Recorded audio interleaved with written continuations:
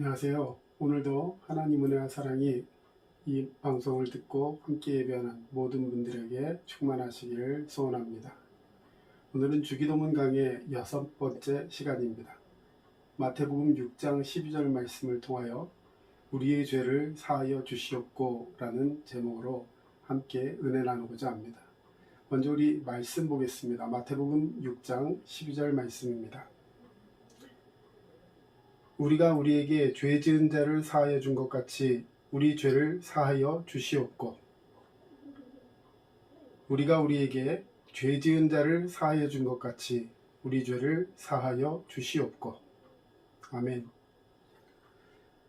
늘 주님 알려주신 기도의 방법대로 살아가라고 주님은 우리에게 주기도문 말씀을 주셨습니다. 이 주기도문의 방법대로, 예수님이 가르쳐 주신 기도의 방법대로 살아가는 그런 믿음의 지체 되시기를 바랍니다. 오늘은 우리가 우리에게 죄 지은 자를 사하여 준 것 같이 우리 죄를 사하여 주시옵고, 이 기도의 의미를 함께 나누고자 합니다. 개정된 주기도문에서는 우리가 우리에게 잘못한 사람을 용서하여 준 것 같이 우리 죄를 용서하여 주시고, 이렇게 되어 있습니다. 우리가 잊지 말아야 할 기도의 대원칙은 우리가 원하는 것을 구하기 전에 먼저 하나님이 원하시는 것을 구하는 것이 기도의 전제라는 것입니다. 하나님이 원하시는 것을 먼저 구하고 그 뒤에 이 땅에서 우리에게 필요한 것들을 구하는 것이 기도입니다. 첫째는 지난 시간에 일용할 양식에 대해서 이야기했습니다. 하나님께서 주신 것을 인정하고 작은 것에도 만족하며 하나님께서 내 모든 것을 허락하셔서 믿음에 고백하는 감사의 표현으로 11조와 구제를 드리고, 그리고 믿음으로 살아가는 이 모든 모습이 하나님 앞에 믿음의 고백이 되어야 한다 말씀드렸습니다. 오늘은 두 번째로 죄에 대한 기도입니다. 오늘 하루를 살면서 알게도 혹은 모르게 지은 죄를 용서하여 주시기를 바라는 기도가 오늘 기도의 내용입니다. 일용할 양식과 마찬가지로 죄에 대한 용서는 날마다 내 영혼에 필요한 하나님의 은혜인 것이죠. 어떤 사람에게 일용할 양식이 차고 넘친다고 할지라도 하나님의 용서가 없다면 그 사람은 진정 평안과 기쁨과 행복을 누릴 수 없습니다. 우리가 용서라는 말에 대해 이야기할 때 먼저 이해해야 할 것이 있습니다. 용서는 크게 두 가지가 있는데, 첫째는 원죄, 오리지널 신이라고 표현하는 원죄에 대한 용서가 있습니다. 우리가 처음 예수님을 믿고 죄를 회개했을 때 하나님은 예수님의 십자가 희생을 근거로 하여 우리의 모든 죄를 용서해 주셨습니다. 이 용서야말로 우리는 마귀의 종에서 하나님의 자녀로 신분이 변화되는 그 중요한 과정을 이야기하는 것입니다. 요한복음 1장 12절, 영접하는 자 곧 그 이름을 믿는 자들에게는 하나님의 자녀가 되는 권세를 주셨으니, 이 용서는 영원한 용서입니다. 결코 취소되지 않고 영원한 효력을 발생하는 용서이기 때문에 이것을 위해서 다시 용서를 구하는 것은 맞지 않습니다. 히브리서 9장 12절, 염소와 송아지의 피로 하지 아니하고 오직 자기의 피로 영원한 속죄를 이루사 단번에 성소에 들어가셨느니라. 하나님은 예수님의 피로써 우리의 모든 죄를 용서하셨습니다. 하나님은 우리의 아버지가 되시고 우리는 그분의 자녀가 되는 신분의 변화가 오게 되었던 것이죠. 영원한 속죄, 대속, 이 용서를 해주신 하나님께 감사와 찬송을 돌리는 우리 예배자, 하나님이 기뻐하시는 거룩한 산제사가 우리 가운데 있어야 할 줄로 믿습니다. 그리고 두 번째 용서는 날마다 짓는 죄에 대한 용서입니다. 우리는 이미 모든 죄를 용서함 받은 하나님의 자녀입니다. 그럼에도 우리는 이 땅에 사는 동안 불완전한 내 육체, 여전히 죄에 타락한 이 본성을 가진 육체로 말미암아 크고 작은 죄를 알고도 또는 모르고도 짓고 살아가고 있습니다. 눈으로 보고 욕심을 품고 마음으로 나쁜 생각을 하고 나도 모르게 부정한 말, 비판의 말, 악한 말을 합니다. 그리고 행동으로 옮기기까지 합니다. 하루 24시간을 살면서 깨어있는 시간뿐만 아니라 심지어는 꿈에서조차도 죄를 짓기도 합니다. 이러한 죄들은 내가 하나님의 자녀라는 신분을 취소하게 만들지는 않습니다. 마치 내가 아무리 사회적으로 큰 죄를 지어도 내 부모님에게는 여전히 자녀라는 사실이 변함이 없는 것과 같습니다. 다만 구원 이후에 짓는 죄들은 하나님과 나의 인격적인 관계, 교제를 서먹하게 만들고 불편하게 만듭니다. 그래서 하나님과의 온전한 교제를 가로막게 되는 것입니다. 그래서 우리는 날마다 하루를 마치기 전에 내 자신을 돌아보며 알게 모르게 지은 죄들에 대해서 하나님께 고백하고 용서를 구해야 합니다. 예수님은 우리에게 바로 이 두 번째 종류의 용서를 위해서 기도하라고 가르쳐 주셨습니다. 이 용서는 우리가 하나님 자녀됨의 증거라는 것을 여러분 꼭 기억하시길 바랍니다. 예수님은 우리가 날마다 짓는 죄를 회개하고 하나님의 용서를 구함에 있어서 한 가지 중요한 조건을 전제하고 있습니다. 그것은 우리가 우리에게 잘못한 사람을 용서해 준 것처럼 우리 죄를 용서해 달라고 기도하라고 하십니다. 즉, 내가 날마다 짓는 죄를 회개하고 용서함 받기 위해서는 다른 사람의 그 모습을 통해서 내가 잘못한 것을 그를 용서해 주어야 한다는 것이죠. 나는 다른 사람에 대해서 미움과 원망과 그리고 원한을 품고 있으면서 하나님께 용서를 구한다면 결코 하나님이 나를 용서해 주지 않는다고 말씀하고 있습니다. 참 이것이 어렵죠. 이것이 매우 중요한 문제가 아닐 수 없습니다. 나는 다른 사람을 용서하지 않으면서 하나님의 용서를 구한다면 그 사람이 과연 구원받은 사람인가 하는 근본적인 문제가 제기되게 되는 것이죠. 이미 우리는 예수님을 믿는 것만으로도 아무 공로 없이 하나님의 영원한 속죄, 용서를 받은 사람들입니다. 아멘. 영원하고 무한한 자비의 용서를 경험한 사람들입니다. 그럼에도 불구하고 다른 사람이 내게 잘못한 것에 대해서는 용서하지 않는다면 과연 하나님의 영원하고 무한한 용서의 은혜를 경험한 사람이 맞느냐는 것입니다. 예수님은 이에 대해서 매우 현실적인 비유를 들어주셨습니다. 한 번은 베드로가 예수님께 형제를 용서함에 있어서 얼마나 관용을 베풀어야 합니까? 하면서 예수님께 질문을 하죠. 마태복음 18장 21절 그때 베드로가 나와 이르되 주여 형제가 내게 죄를 범하면 몇 번이나 용서하여 주리이까? 7번까지 하오리까? 예수께서 이르시되 내게 이르노니 7번뿐만 아니라 7번을 70번까지라도 할지니라. 그러므로 천국은 그 종들과 결산하려 하던 한 임금과 같으니 결산할 때에 10,000달란트 빚진 자 하나를 데려오매 갚을 것이 없는지라.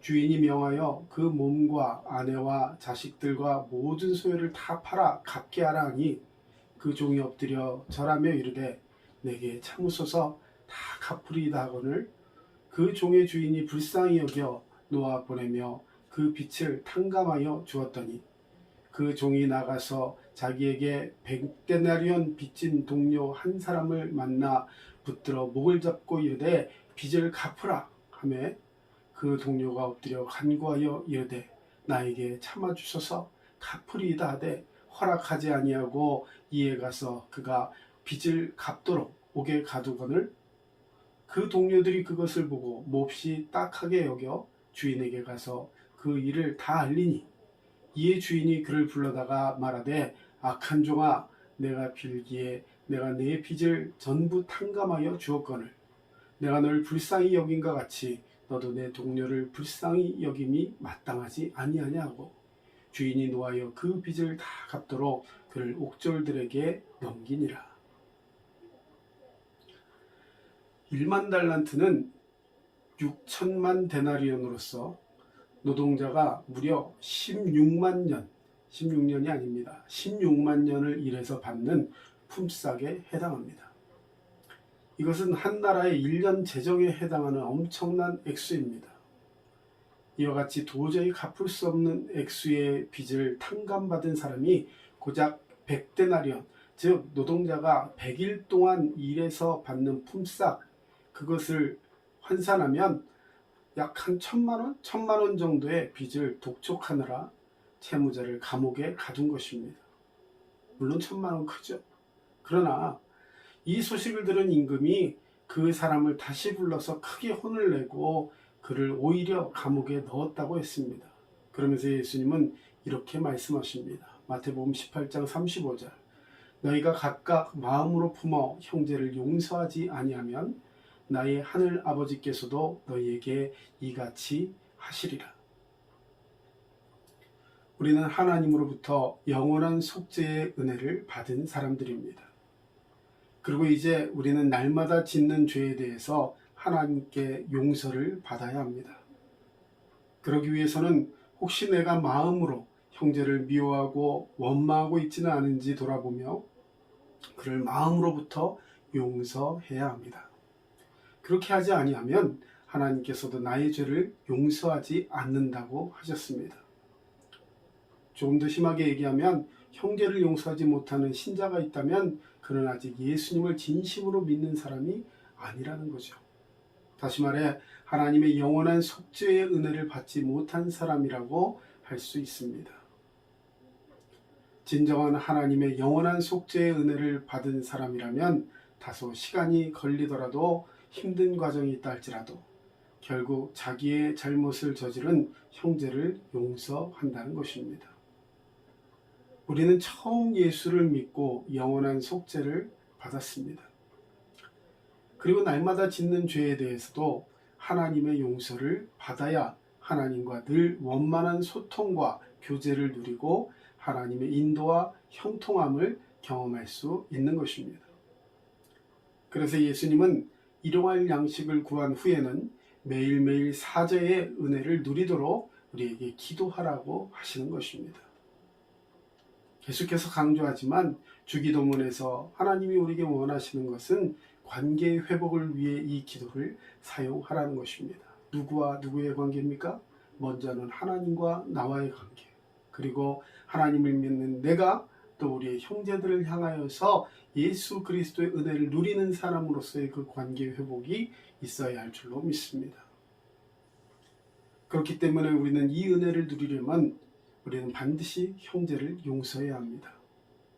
형제를 용서할 때 비로소 우리는 진정 내가 하나님의 자녀라는 사실을 증명하게 됩니다. 그리고 형제를 용서할 때 하나님은 날마다 짓는 죄에 대해서도 나에게 무한 용서를 해 주십니다. 할렐루야. 이것은 우리가 구원받은 자로서 당연히 해야 하는 의무입니다.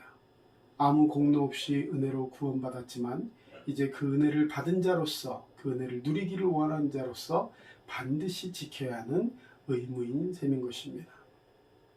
그렇다면 마지막으로 어떻게 해야 용서할 수 있을까요? 이 용서라는 것이 결코 쉬운 것이 아닙니다. 하나님조차도 우리 죄를 용서하는 것이 결코 쉽지 않으셨습니다. 여러분 아시죠?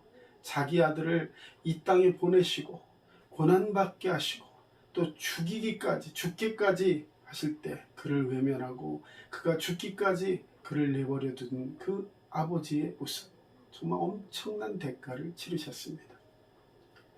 얼마나 하나님도 우리를 용서하시기 위해서 고통을 감내하시고 인내하시고 참으셨나요? 우리는 그러한 과정을 통해서 하나님의 무한한 용서를 받은 사람들입니다. 우리가 다른 사람을 용서하는 것 또한 결코 쉬운 일은 아닙니다.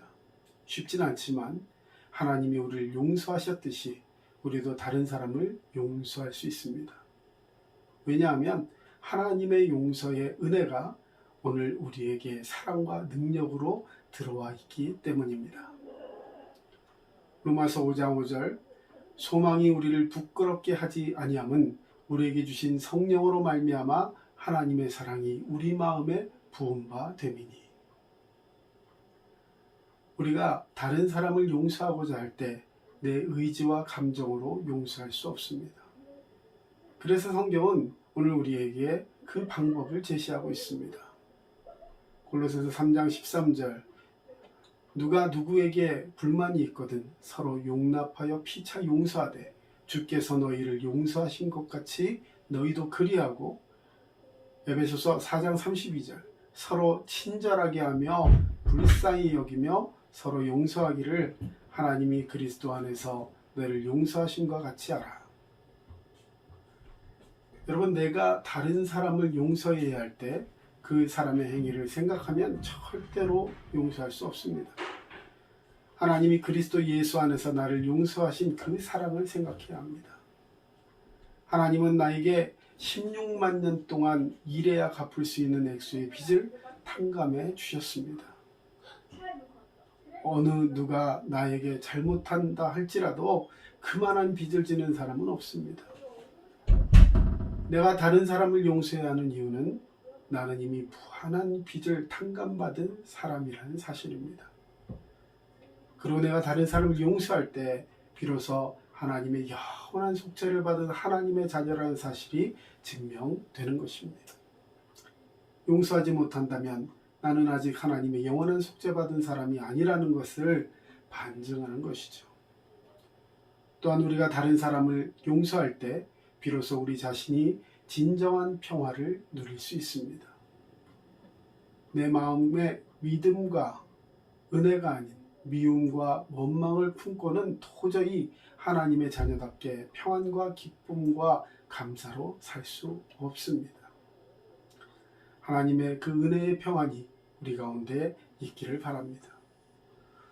우리는 다른 사람을 용서하듯이 우리 자신도 용서할 줄 알아야 합니다. 어떤 사람은 자신에게 너무 관대한 사람이 있는가 하면 또 어떤 사람은 자기에게 너무 혹독한 사람이 있습니다. 자신에게 관대한 사람은 자기를 반성할 줄 모르는 파렴치한이 될 수 있어 문제가 있습니다. 하지만 반대로 자신에게 너무 가혹한 사람도 문제가 있습니다.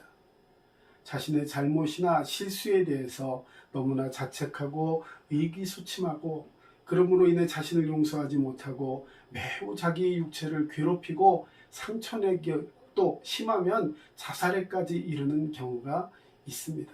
여러분, 이건 매우 잘못된 것입니다. 다윗은 하나님이 내 마음에 합한 사람이라 할 정도로 믿음이 탁월한 사람이었습니다. 그러나 그도 인간인지라 육체적으로 여러 가지 잘못이 있었습니다. 자기의 사랑하는 부하 장군의 아내인 밧세바를 빼앗았습니다. 그리고 자기 합리화를 위해서 그 장군을 전쟁터에서 죽게 만들었습니다. 그러나 결국 다윗은 자기 죄를 회개하고 뉘우쳤습니다. 그는 자신의 죄로 말미암아 아기가 죽게 되었다고 생각하고 하나님께 죄를 회개하고 아이의 치유를 위해서 간절히 기도했습니다. 그런데 결국은 그 아이는 죽었습니다. 그 아이가 죽기 전엔 금식하며 초췌한 모습으로 있다가 아기가 죽고 나니까 그는 그것을 다 털어버리고 다시 음식을 먹었습니다. 신하들이 의아하게 생각했어요. 아니, 아이가 죽고 난 후에 어떻게 아버지가 더 슬퍼해야지 이렇게 태연하게 음식을 먹느냐? 그랬더니 다윗은 사무엘하 12장 22절에 이렇게 말하고 있습니다. 이르되 아이가 살았을 때 내가 금식하고 온 것은 혹시 여호와께서 나를 불쌍히 여기사 아이를 살려주실는지 누가 알까 함이거니와 지금은 죽었으니 내가 어찌 금식하랴. 내가 다시 돌아오게 할 수 있느냐? 나는 그에게로 가려니와 그는 내게로 돌아오지 아니하리라 하니라. 어떻게 보면 참 뻔뻔한 사람이다 이렇게 생각할 수 있지만 다윗은 하나님의 용서를 확신하였으며 그리고 자신의 잘못에 대해서도 스스로 용서한 사람이었습니다. 과거에 얽매이지 않고 앞으로 나아가는 사람이었습니다. 결론입니다. 예수님은 우리가 일용할 양식을 구하듯이 날마다 하나님의 용서를 위해서 기도하라 하셨습니다. 이 용서는 예수 믿고 받는 영원한 용서가 아니라 날마다 알고도 모르고도 짓는 이 죄에 대한 날마다의 용서인 것입니다. 왜 필요하다고 했습니까? 하나님과의 교제와 관계의 회복을 위해서 반드시 이 용서가 필요합니다. 그런데 이 용서를 받으려면 우리는 형제의 잘못을 품어야 합니다. 형제의 잘못을 용서한 사람만이 영원한 속죄의 은혜를 입은 사람이라는 것을 우리가 증명할 수 있습니다. 형제의 잘못을 용서할 때 하나님은 날마다 짓는 나의 죄를 용서해 주십니다. 그리고 내가 형제를 용서해야지만 내가 진정한 하나님의 평화를 누릴 수 있습니다. 형제를 용서할 뿐만 아니라 내 자신의 실수와 잘못에 대해서도 스스로 용서할 수 있는 건강한 마음을 가져야 합니다. 하나님이 나를 용서하신 것 같이 형제를 용서하는 여러분 되시길 바랍니다.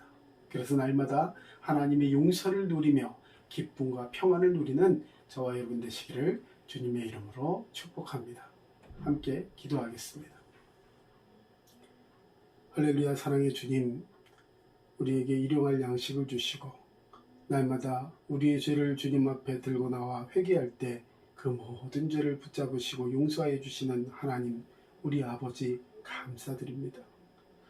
그러면서 정말 우리가 우리에게 죄 지은 자를 위하여 용서하라 하셨는데 아버지 때로 미워하고 분을 품고 원망하고 원한을 가졌던 저희의 이 옹졸한 모습을 용서하여 주시옵소서. 내 힘으로 할 때 하지 못한다고 마음속에 분해했던 것도 주님 이 시간 회개합니다. 하나님께서 하신 그 은혜의 능력을 붙들고 주님의 능력으로만 용서할 수 있다는 이 사실을 기억하고 형제에게 나아갈 수 있는 용기와 믿음을 허락하여 주시옵소서. 오늘도 주님께서 우리와 함께 하심에 우리에게 참된 용서의 은혜의 기쁨과 평안을 누리게 하시는 주님 감사드리오며 예수 그리스도 이름으로 기도드립니다. 아멘. 지금까지 남양주 다산신도시 두드림교회 전철호 목사였습니다. 오늘도 주님 안에서 늘 평안하시기를 주의 이름으로 부탁을 드립니다.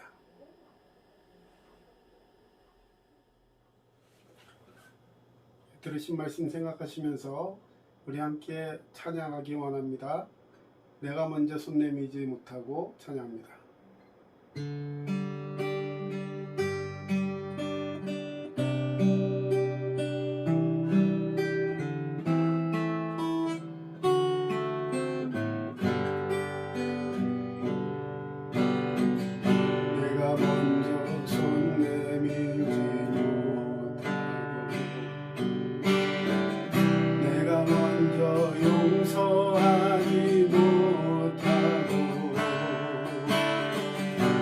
내가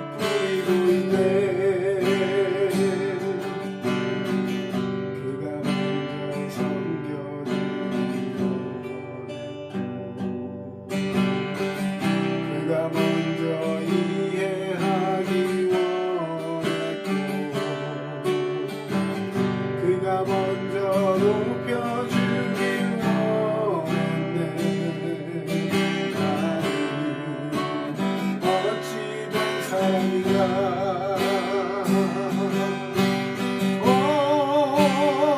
추락한 나의 중심이여,